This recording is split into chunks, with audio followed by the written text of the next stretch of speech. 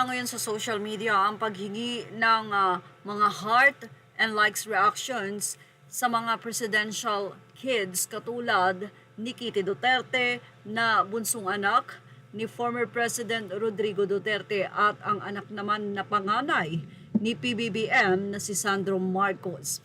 Hindi nga maiwasan na ang dalawa ay i-post sa social media at hinga ng mga tao ang reaksyon kung sino nga ba ang sa palagay nila ay mas likable o gusto ng mga tao. At sa lahat po ng survey na ating research sa social media, halos nakita natin lahat, lamang na lamang doon po ang anak ni dating Pangulong Duterte na si Kitty Duterte. Mounty man ng likes and love. So dito pa lang, ibig sabihin ang survey na ito, kahit saan nga po na makita natin, lumalamang talaga si presidential daughter Kitty Duterte. At meron pa ditong isang survey na halos umabot ng 50,000 ang nasabing nga pong likes. At ang nasabing 90% doon ay nakaboto kay Kitty Duterte na halos nasa 48,000, habang ang ilang porsyento nito na nasa 7,000 something ay na kay Sandro Marcos. Hindi nga makakaila na talagang mahal ng mga Pilipino ang mga Duterte. Sa 100%, masasabi natin na 80% ang talagang nagmamahal sa kanila.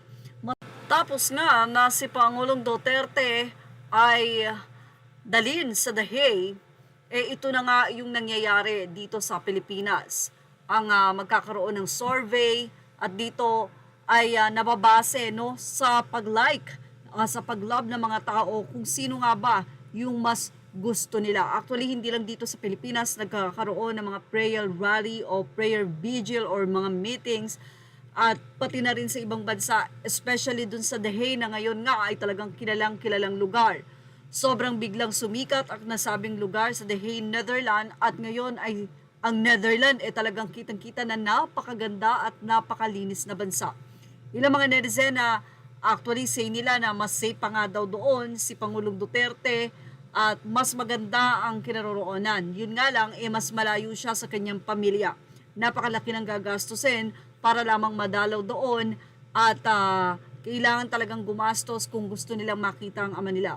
Kaya naman dalangin ng pamilya ni dating Pangulong Duterte, especially the VP Sara, kasama niyang maiuwi ang ama. Pero sa ngayon ay tila malabo pa daw mangyari ito dahil na nga nakaset ang next hearing ni PRRD sa September. Well, mukhang talagang most loved president si Mr. Rodrigo Duterte. Yan ang ating showbiz update. Thank you for watching. Please like, share, and subscribe. Images are all credit to the rightful owners.